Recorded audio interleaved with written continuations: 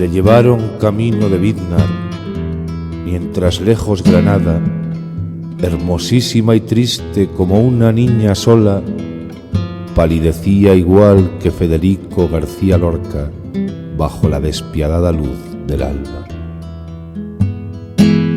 Entonces él, como hace ahora ya más de 500 años Boabdil el Chico, el último rey moro de Granada, volvió atrás la cabeza por mirarla otra vez, y gritó y lloró de rabia.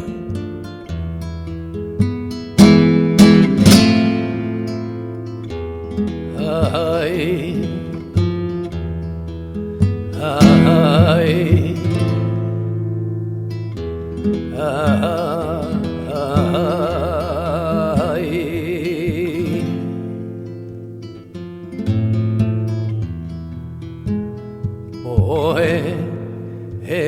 Poeta como este ya no lo hay. Y gritó y lloró de rabia.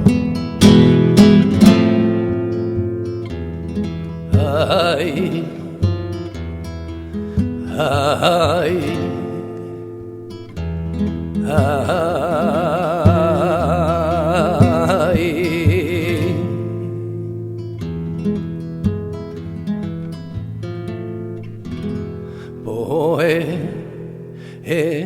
Poeta como este ya no lo hay.